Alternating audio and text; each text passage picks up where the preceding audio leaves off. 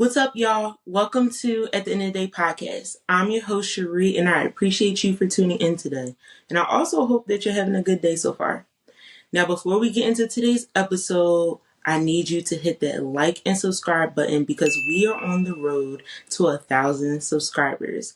And I also want you to be notified as soon as every episode drops, okay? Now, when this episode is over, feel free to leave a comment because I truly enjoy hearing from you guys. For weekly encouragement, make sure you go follow me on Instagram and TikTok under the name ATEOTD Podcast. And in the case that you don't have Instagram or TikTok, your girl does have a Facebook page that you can go like right after this episode.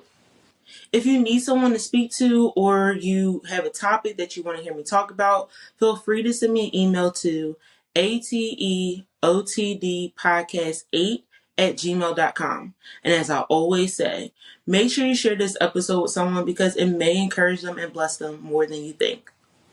So last week's episode, I spoke about how we wait and that it is important for us to speak life while we're waiting, that we need to pray and believe in spite of what it looks like, that we need to change our perspective about waiting in general, and that we need to start asking ourselves, what should we be learning while we're waiting?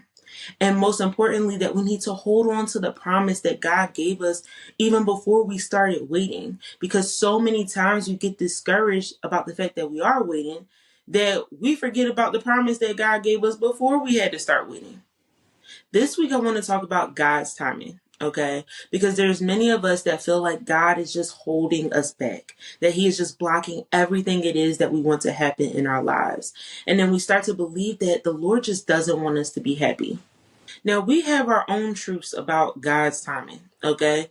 We believe and know that God can do anything it is that He wants to do. And this is why the place that you're in right now is frustrating because for whatever reason, He continues not to do the very thing it is you're praying and believing Him for. Another truth we have about God's timing is that if God wanted to, He would. And we become frustrated because for whatever reason, He continues not to do it. So instead of us trusting that God knows best, even though He continues not to do it, He still knows best. We begin to use Him making us wait as a way to determine how much He loves us, how much He sees us, how much He cares for us, and how much He hears us. But the truth is that He makes us wait because He loves us, because He hears us, because He sees us, because He cares for us. Last week I spoke about how changing your perspective about waiting will help you learn how to wait. And the same thing goes for God's timing. When you change your perspective about God's timing, it will help you understand that the Lord is never late, He's never too early, but He is always on time. So in today's episode, I will encourage you to trust God's timing. So let's talk about it.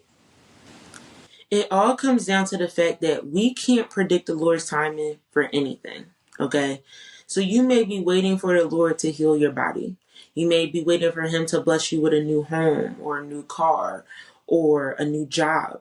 You may be waiting for Him to bless your business with a new business deal.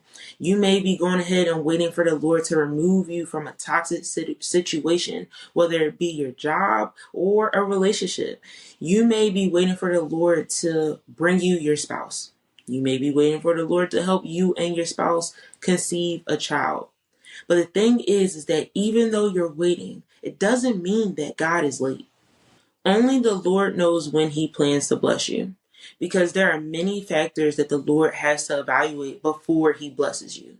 It's not just about Him going ahead and answering your prayers. It's about Him making sure that certain things are in alignment for you to receive that blessing.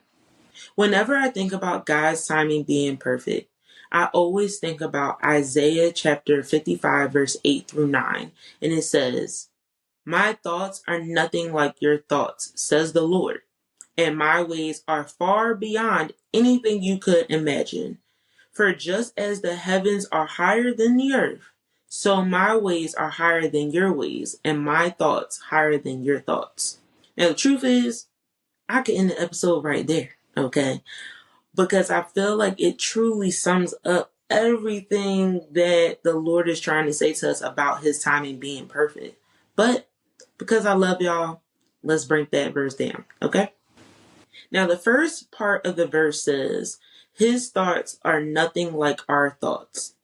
This means that our perception of something doesn't match the way the Lord sees something. We can look at something bad and deem it as something bad. But the Lord can look at that same thing and deem it as an opportunity to grow. Why? Because we only see the physical, but the Lord has the ability to see beyond the physical. Then the verse goes on to say, his ways are far beyond anything we could imagine. This means that the way he plans to do something in our lives is far beyond anything we could imagine on our own. Now, we just want to go from A to Z with no delays.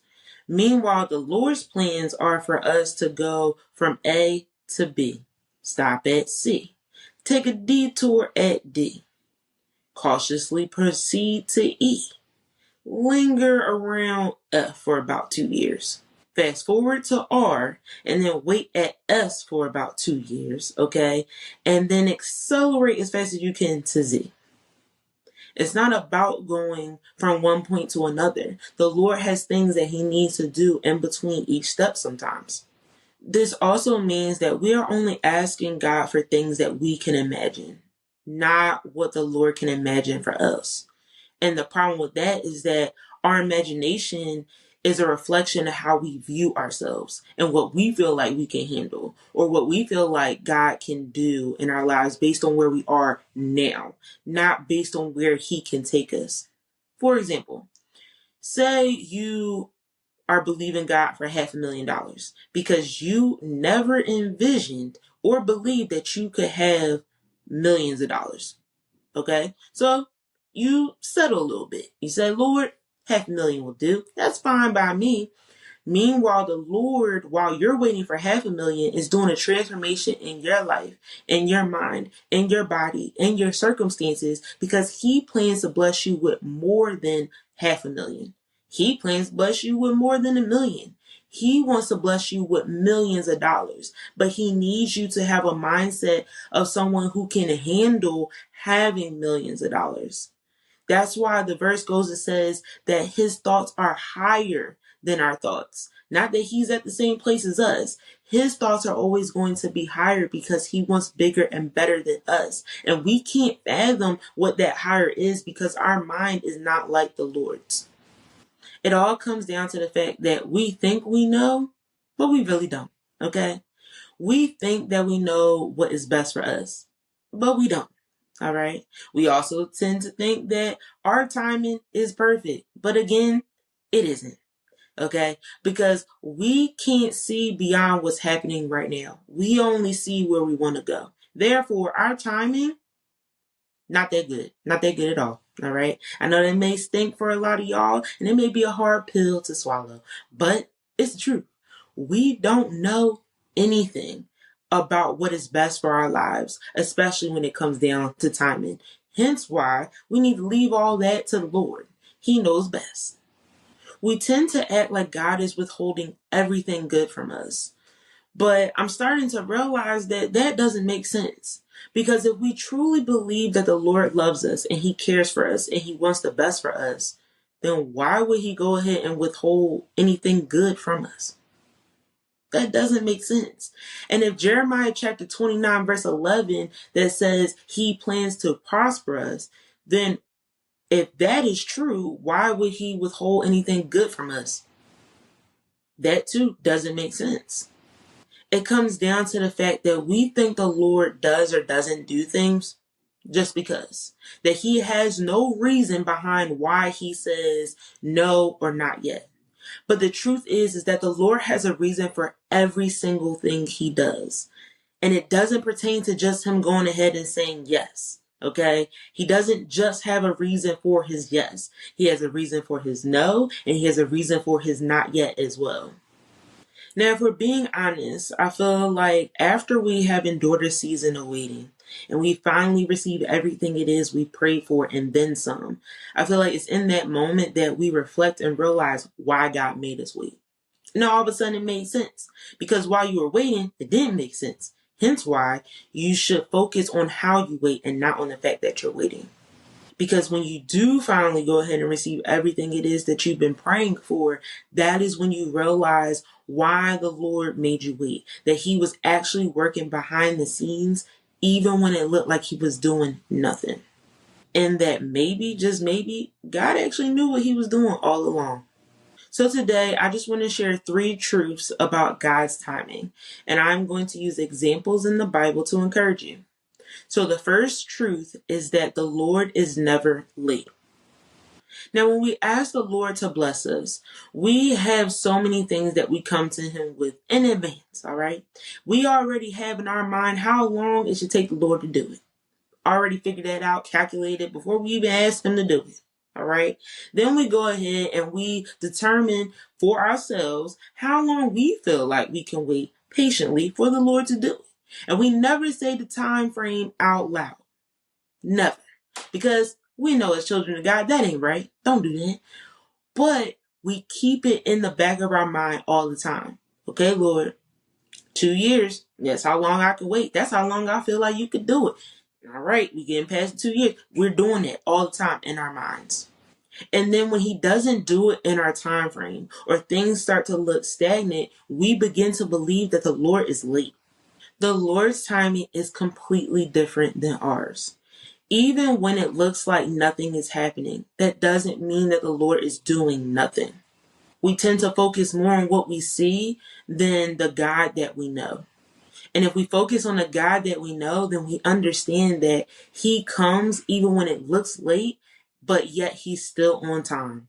How do I know? The story of Lazarus. So today, I brought my Bible, and I'm going to read John chapter 11, verse 1 through 44. So it says, "Now a man named Lazarus was sick. He was from Bethany, the village of Mary and her sister Martha. This Mary, whose brother Lazarus now lay sick, was the same one who poured perfume on the Lord and wiped His feet with her hair. So the sisters sent word to Jesus, 'Lord, the one you love is sick.' When He heard this, Jesus said, 'This sickness will not end in death. No, it is for God's glory, so that God's Son may be glorified through it.'" Now I'm just going to pause right there.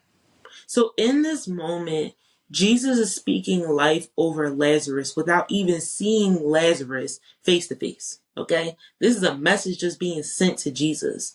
So He is believing that the sickness that He's hearing about is not going to kill Lazarus, regardless of the fact that He hasn't seen Lazarus face to face.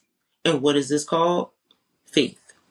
Now, our struggle with faith comes from the fact that we want to see things happening now in the physical. We don't want to wait and believe that God is going to do it. We want to see it right now. And mind you, during that time, they didn't have cell phones, okay? So there was no picture that was sent. There was no FaceTime of him seeing Lazarus. He had to believe that what he was saying about Lazarus was going to be true, regardless of whether he was seeing him or not. So let's continue. So it says, "Now Jesus loved Martha and her sister and Lazarus. So when He heard that Lazarus was sick, He stayed where He was 2 more days. And then He said to His disciples, 'Let us go back to Judea.'" Now let me stop right there again. Now I feel like it's important to stop there because I want you to pay attention to the fact that Jesus receives the information, but yet He waits 2 more days. He loves Mary. He loves Martha. He loves Lazarus. The Lord is a healer. Jesus knew He is a healer, okay? So why wouldn't He go? That's what everybody's thinking in the physical, right? If you know who you are, you know that you have the ability to save Lazarus' life, why did Jesus not leave? Why would He stay there for 2 more days? But the thing is that He didn't leave because He knew it wasn't time yet. He knows who He is. He knows what He's able to do. But yet He understands that there is a time for everything, and it wasn't time for Him to go yet. Let's continue reading. "But Rabbi," they said, "a short while ago the Jews there tried to stone you, and yet you are going back?" Jesus answered, "Are there not 12 hours a daylight? Anyone who walks in the daytime will not stumble, for they see by this world's light. It is when a person walks at night that they stumble, for they have no light. After he had said this, he went on to tell them, our friend Lazarus has fallen asleep, but I am going there to wake him up. His disciples replied, Lord, if he sleeps, he will get better. Jesus had been speaking of his death, but his disciples thought he meant natural sleep. So then he told them plainly, Lazarus is dead, and for your sake I am glad I was not there, so that you may believe. But let us go to him. Let me stop right there again, okay? So even after 2 days has passed, right, the Lord still decides to go to Lazarus. He's still believing that Lazarus is not going to die from this sickness. Now really think about it. If Jesus believed that it was the end, then why would he go? Exactly. He went because he still believed that 2 days wasn't going to change the fact that Lazarus was not going to die from this disease, that was not going to be the end of Lazarus. That is why Jesus still decided to go anyway. He wasn't focused on how long Martha and Mary are waiting for him. He didn't focus on that. He focused on what he believed to be true and what he had already declared over Lazarus' body. And I think many of us have to focus on what it is that the Lord has declared over you already. Don't focus on the timeline. Don't focus on how long it's been. What did God say? We tend to allow the things that we see happening around us and in our lives to deter us from fully believing in what God has already told us. And if we're being honest, we want a smooth wait, but it isn't always going to be that way. Sometimes it's going to look like the promise and the very thing you're praying and believing God for is dead. But the beautiful thing about the Lord's timing is that something is only dead until he says that it's dead. Now, I've also said that the Lord allows certain things to happen in our lives to bless others. And this is a prime example. Jesus says that he's glad that he wasn't there so that the disciples could go ahead and experience this beautiful miracle that's about to happen. Now let's keep reading. So then it says, Then Thomas said to the rest of the disciples, Let us also go that we may die with him.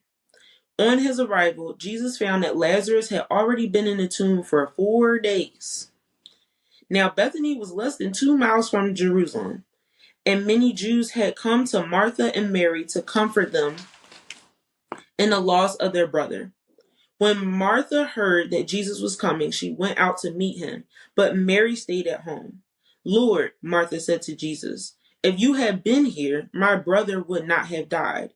But I know that even now, God will give you whatever you ask. So let's stop right there. Now remember I said that you can be honest with God, but you can also speak life at the same time. And I feel like that's exactly what Martha did. She went ahead and she shared that she was frustrated and disappointed that Jesus didn't show up sooner. But then she also follows it up by saying that she knows that God is going to give him whatever he asks for. So in that moment, she's choosing to believe in spite of her being disappointed that Jesus didn't come sooner. So let's keep reading.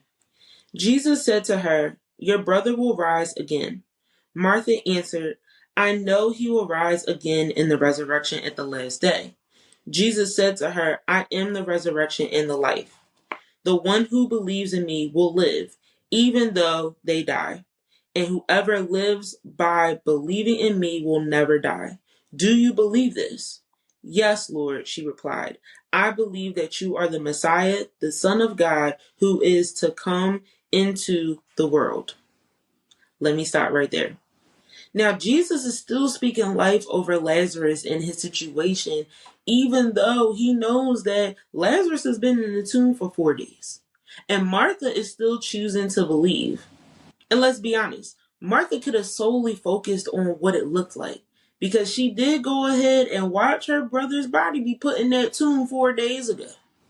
But yet Jesus is telling her to her face that Lazarus is going to rise again. And this is why what you choose to focus on while you wait will impact how you wait.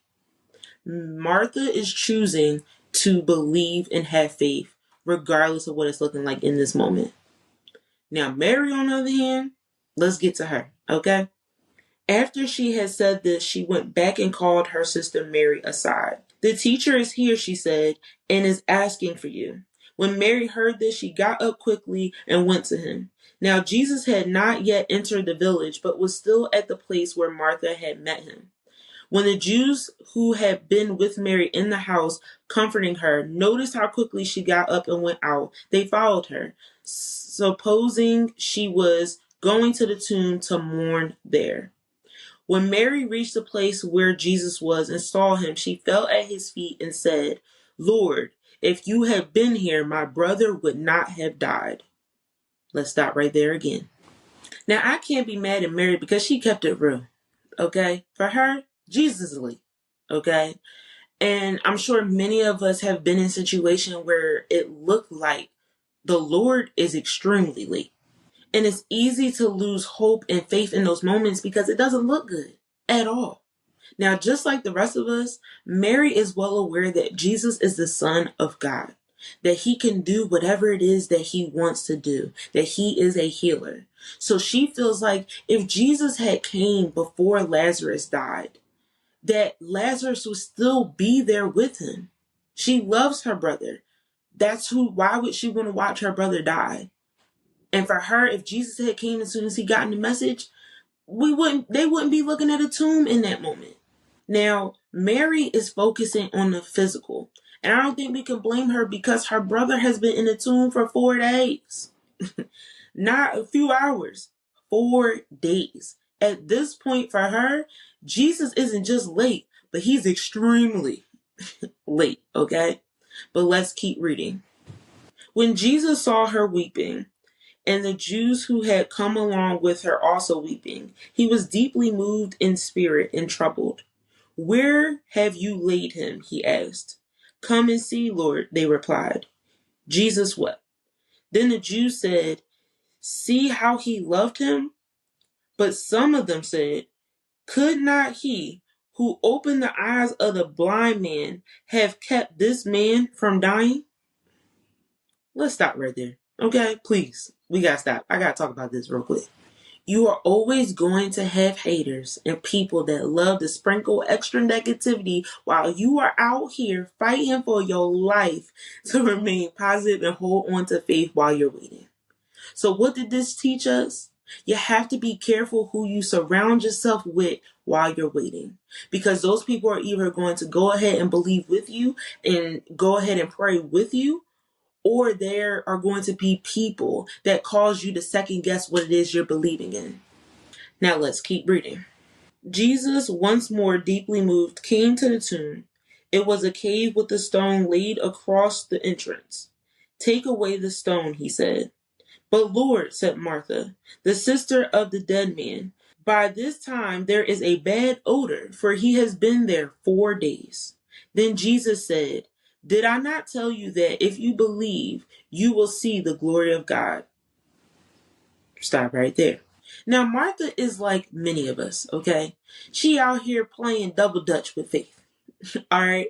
1 minute she's in and she's believing what God is saying to her, and then the next minute she backpedaling like, I don't know what's going on. Now, Jesus is so loving and caring that he takes out time to remind her of what he said in order to strengthen her faith.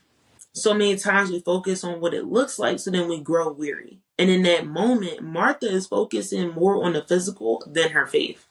So at this point in the story, all right, Martha, Mary, and the Jews, they don't really have that much faith about the fact that Lazarus is about to walk out the tomb, all right? Because they all watched his lifeless body get put into the tomb 4 days ago. Can't emphasize the fact of 4 days, all right? 4 days ago. So for them to believe that Lazarus is about to walk out of this tomb just because Jesus said so is a choice that they have to make. And many of us have to make the same choice as well. We can't focus on what it looks like or how long something has been dead. If Jesus said that it is alive and that it is well, then we have to choose to believe. So let's keep reading. So they took away the stone. Then Jesus looked up and said, "Father, I thank you that you have heard me. I knew that you always hear me. But I said this for the benefit of the people standing here, that they may believe that you sent me." When he had said this, Jesus called in a loud voice, "Lazarus, come out." The dead man came out, his hands and feet wrapped with strips of linen and a cloth around his face. Jesus said to them, "Take off the grave clothes and let him go." Now, I think it's important for us to notice that Jesus said Lazarus' name with authority. He didn't say it with hesitation. He said it with authority because he knew and believed with his entire being that Lazarus is about to walk out of that tomb. He said it in a way as if it was already done because he believed that it was already done.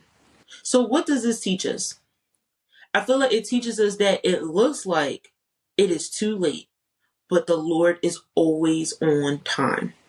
And I also feel like it teaches us that the Lord allows delays for a reason. So even when something looks dead or too far gone, all Jesus has to do is speak life over it and it's brought back to life. So don't worry about how things look in your life right now. The Lord can change everything quickly.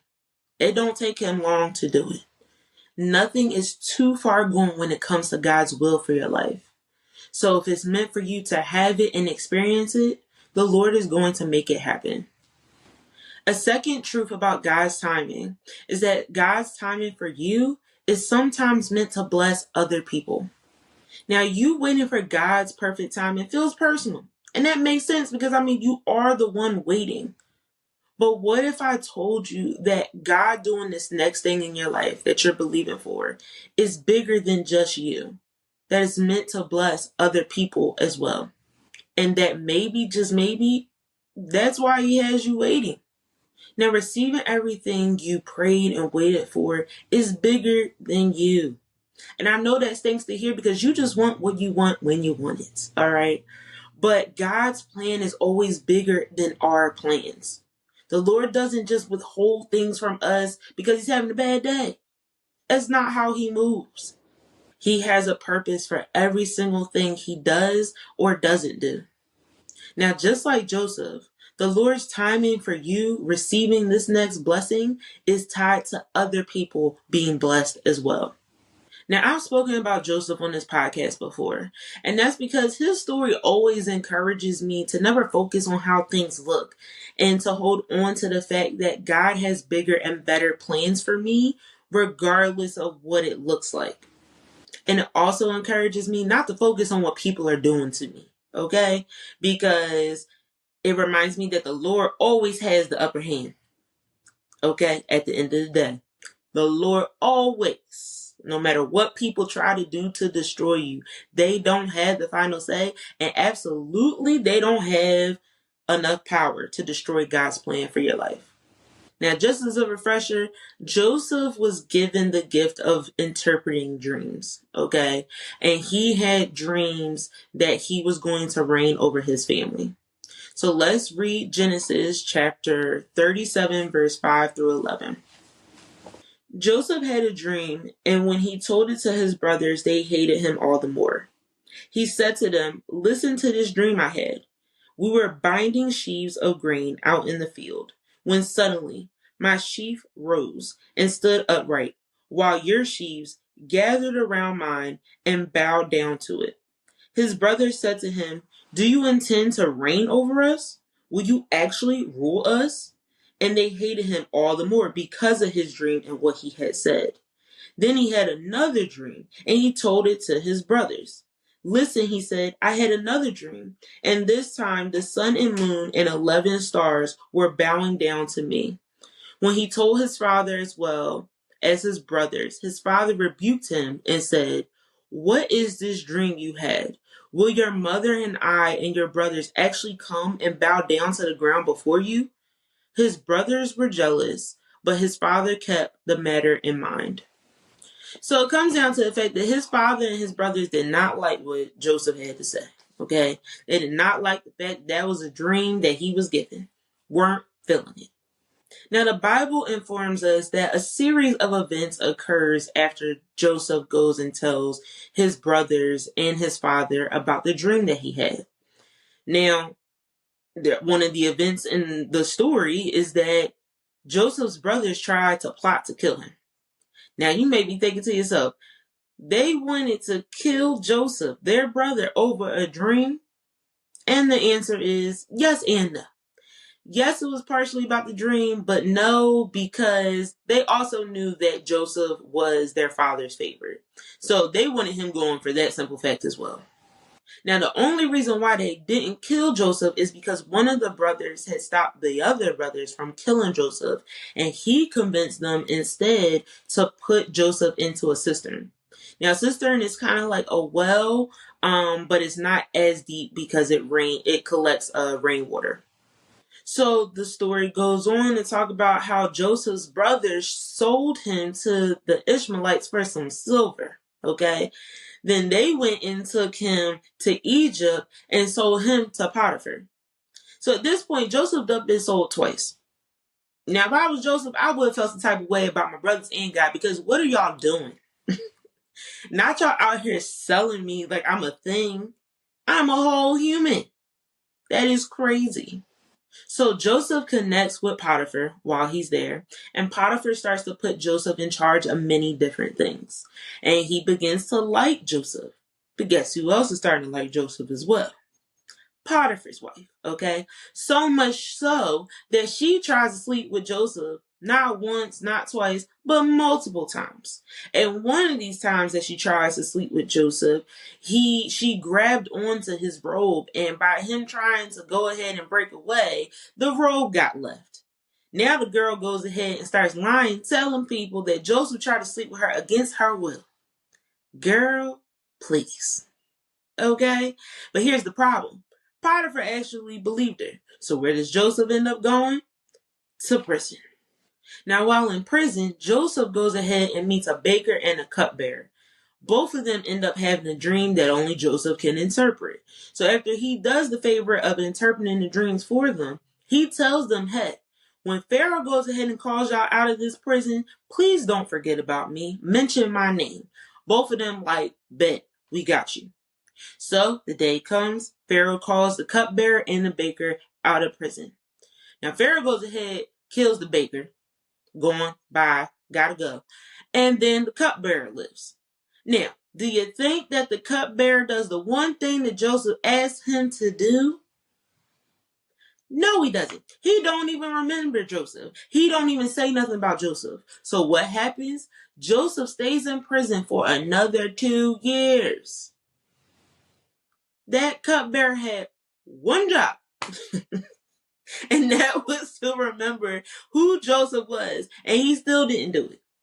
Now, one day, Pharaoh goes ahead and has a dream, but he can't understand what this dream means at all. So he goes ahead and he calls for all the magician and wise men of Egypt, but he just couldn't find somebody to interpret. Just like the song says, he searched high and low, still couldn't find nobody. Okay? So now all of a sudden, out of nowhere, the cupbearer remembers Joseph.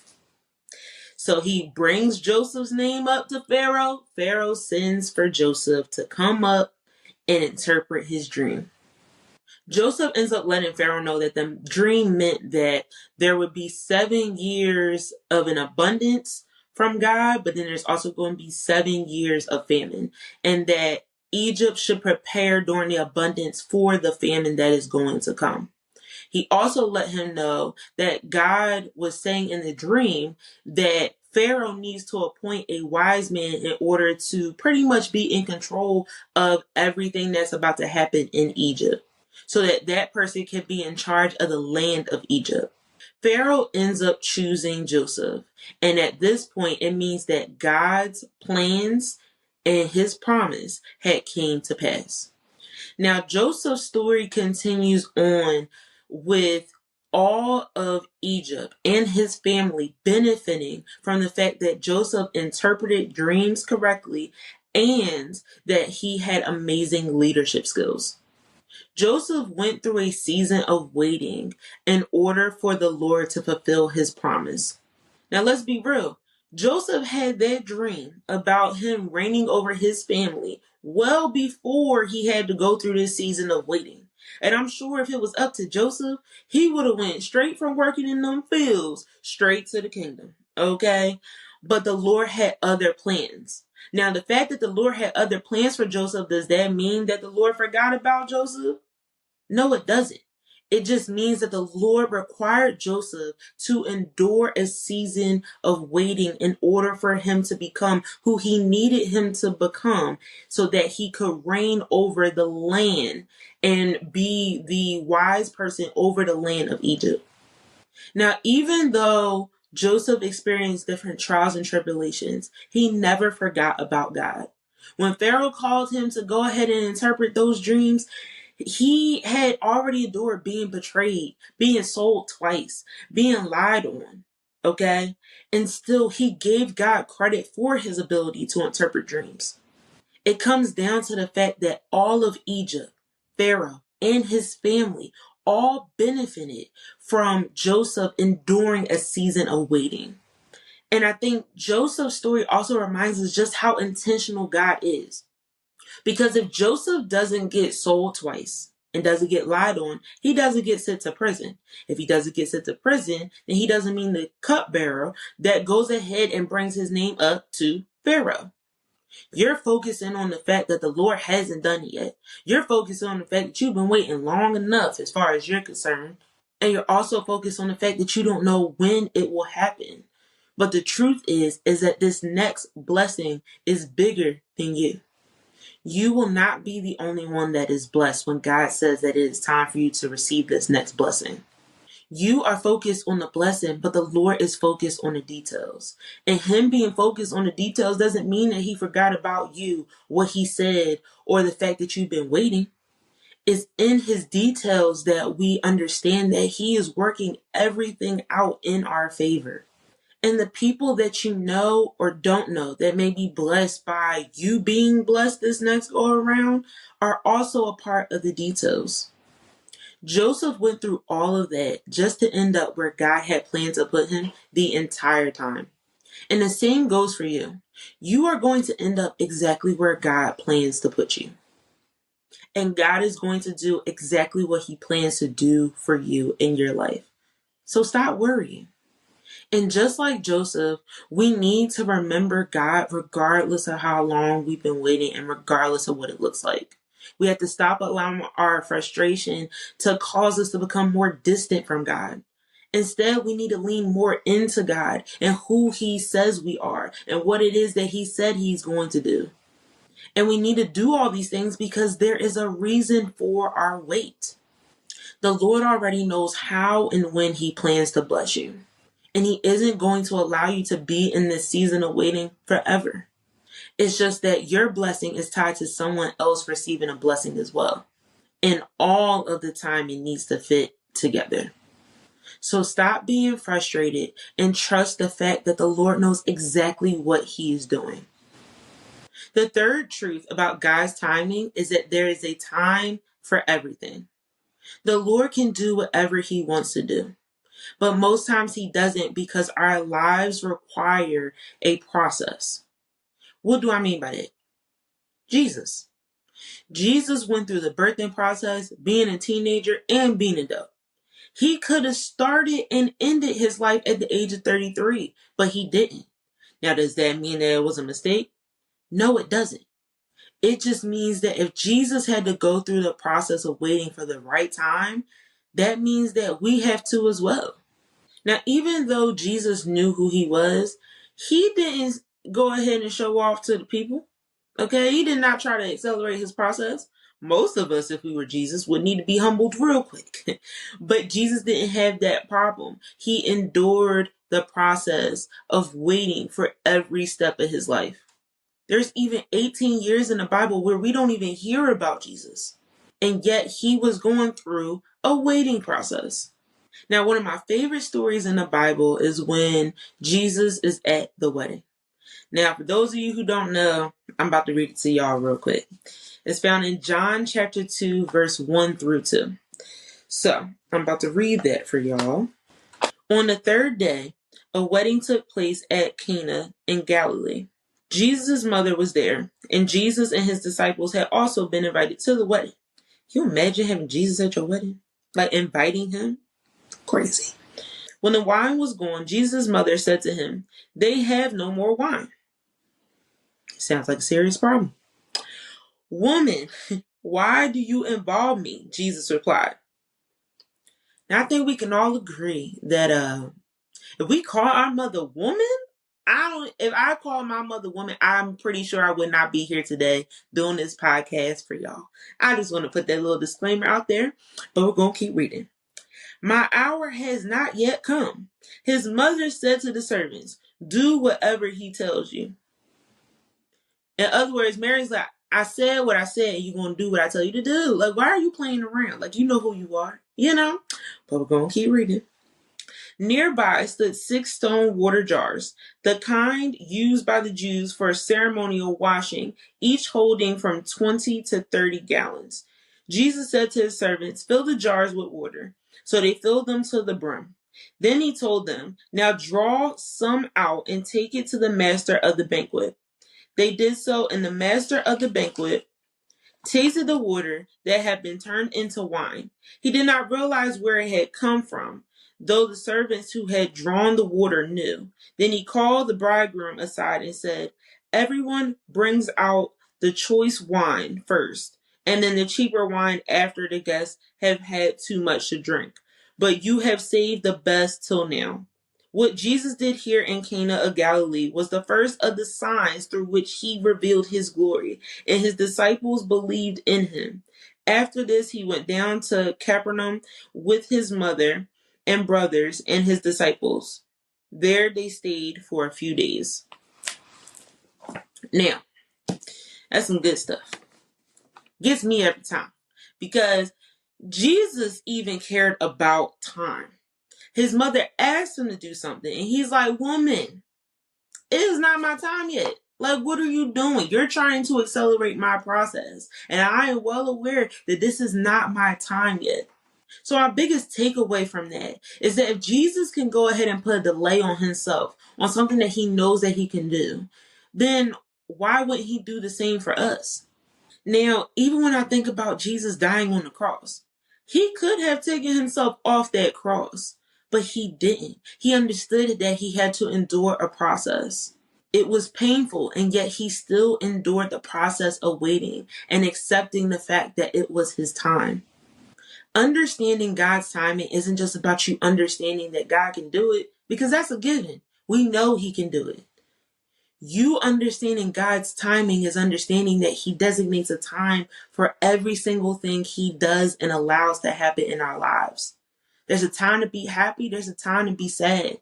There's a time to be broken. There's a time to be healed. There's a time to sow. There's a time to reap. There's a time to endure financial struggle. There's a time to endure overflow of income. There's a time to be tired. There's a time to rest. The Lord designates a time for everything. He's not winging it. Most times we feel like the Lord just wakes up and is winging it with our lives. He's not winging it. There's a time for everything. And the beautiful thing about the Lord is that he doesn't allow any of it without a purpose. Now, you may be going ahead and waiting properly, okay? You are dotting every I, crossing every T, doing all the things that it is that the Lord needs you to do. And yet the Lord can still look at you and say that it is not time yet. And if it isn't time yet, then it's not going to happen. It's not just about you waiting properly. It's also about his timing as well. He may need you to keep dotting every I and crossing every T for another year or so, but it doesn't mean it isn't going to happen. It just isn't time yet, because there's still more that needs to happen. But the key word I want you to focus on is the word yet. Yet doesn't mean no. It just means not right now, but it's going to happen one day. When you understand that the Lord is intentional, then you are able to trust his timing. The Lord doesn't wake up one day and decide to do it based on how he's feeling. He already has it planned on the day, the hour, the minute, even down to the second that he plans to bless you. So the only person that's going to be surprised by his timing is you. Now, you may be discouraged waiting for God's timing sometimes, and that's understandable. But it comes down to the fact that you having the Lord in your life can't be this one-sided thing. It can't be transactional. You have to view him as a good father, whether he does the thing you're believing him for or not. Now, it's okay to want something to happen in your life, but it comes down to the fact that you still need to allow God to be God. And you allowing God to be God is you understanding that when it comes down to his timing, he isn't late. It's okay that you want something specific to happen in your life, but it comes down to the fact that you have to allow God to be God. And you allowing God to be God is you trusting his timing because you understand that it may look like he's late, but he isn't. You understand that you receiving this next blessing is bigger than you. And you also understand that there's a time for everything, which is why we have to trust his timing. So I want you to keep holding on because God may do it sooner than you think. Now, guess what, y'all? That's right. It's Q&S time. Q&S stands for quote in scripture. This is time I set aside in the episode to share a quote in scripture with you to encourage you throughout the week ahead. So the quote I chose for this week is from Miles Monroe, and he said, "God's purpose is more important than our plans." Your frustration in waiting for God's timing stems from the fact that you created your own plan. You've created this plan on how you want things to happen, all the way down to when they're going to happen. You think that you have the grand plan. But the problem with that is that when you don't get your way and your plan actually doesn't happen, you turn around and look at God as if he is the one that's out of alignment. And we both know that he ain't the one that's out of alignment.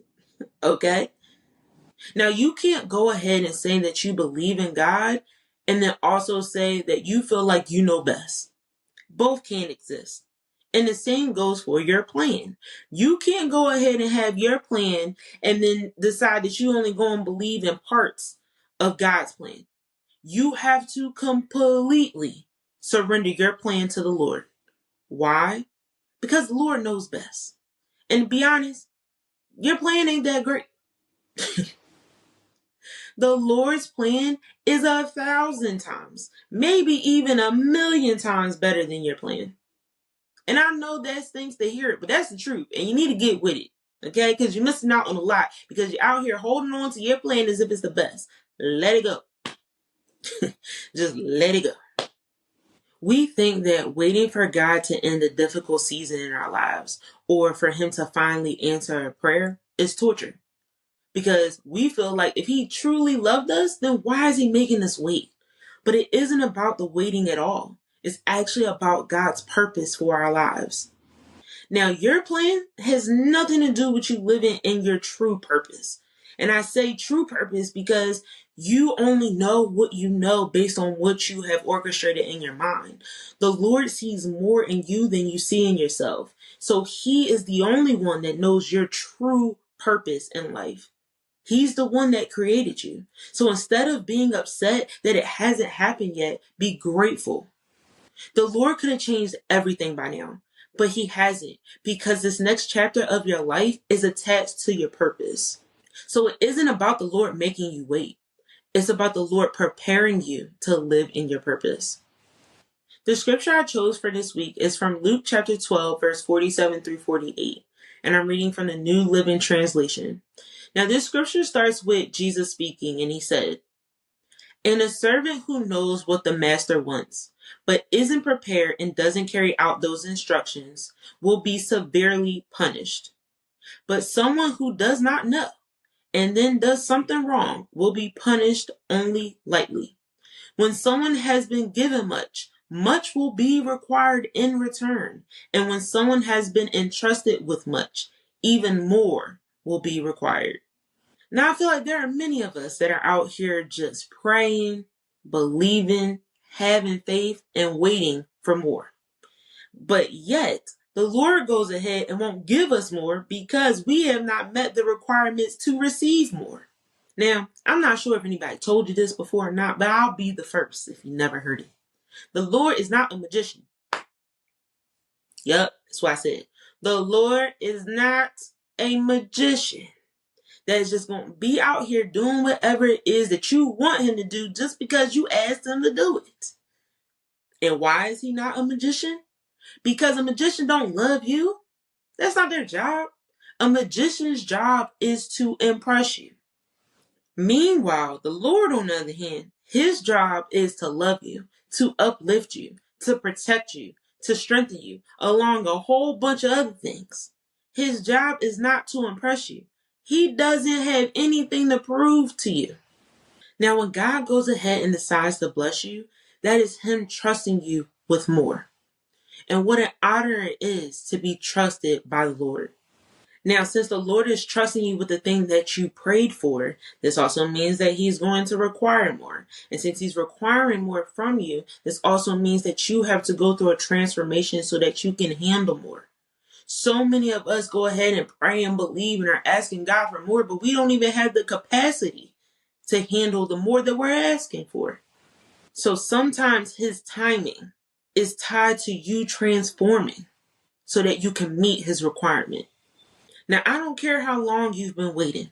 The Lord is still good, okay? And if he allowed you to see another day, that means he's not done with you yet. He hasn't forgotten about you.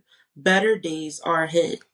And he hasn't forgotten about your prayers. He plans to bless you, but he has to do it at the time that he sees fit. Now, if he hasn't gone ahead and blessed you with that thing that you've been praying and believing and waiting for, that means that maybe you haven't met the requirement to receive everything that you're asking for. And remember, the Lord is a protector. So he doesn't want to go ahead and give you something too early just for you to go ahead and be making a mess and get hurt from it. Especially when he's the one that got to clean up the mess and heal all the wounds. He's not going to put you into a battle to fight alone. And he's not going to put you in a battle with you being weak or unprepared. That would be the reaction of a careless father. And we already know that the Lord loves us too much to even allow us to endure something like that. Now, it all comes down to the fact that you can act like you mad at God because he's taking longer than you expected. Okay? But at that point, you just sound like a spoiled brat instead of sounding like the child of God he loves and believes that you are. So before you go, I want to leave you with this.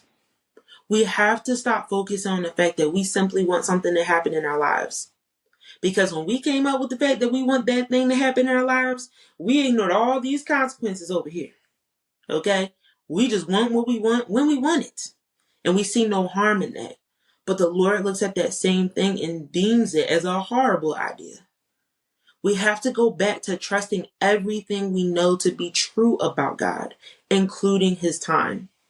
The Lord's time for you in every aspect of your life, every season of your life is already set. That's why we can't forget Ecclesiastes chapter 3, verse 11, where it says, he has made everything beautiful in its time. He has also set eternity in human heart. Yet no one can fathom what God has done from beginning to end. You are focusing on everything that's happening in the in-between that it looks like God's not going to do it. But the Lord already has a time when he plans to do it. So I want you to be encouraged that if the very thing you're going through right now don't look beautiful yet, God is going to turn it around and make it beautiful, but on his time, not yours. So instead of focusing on how ugly it looks, I want you to hold on and have faith that it's going to get better. God wants the best for you. And once you decide to fully believe and accept that, it's going to be easier for you to wait for God's timing. What God has for you won't pass you by. This is why we have to make sure we're living for him and that we're not living for the world or our flesh. Because when we live for the world and our flesh, all we see is the physical and all the things that aren't happening. But when we decide to live for him, we focus on the spiritual and we believe that God is always up to something good for us. The Lord hasn't forgotten about you. And to be honest, he plans to bless you probably sooner than you think. But you have to trust his timing and the fact that he knows what he's doing. Because at the end of the day, God's timing is always perfect. I know your tone ain't the truth. I'd rather have all your weight removed. You wonder why I don't let you in, because I got better things to do. Better things. Better things. Moving on to bigger and better things. Then do the worst, I need better things. If you knew better, you'd do better.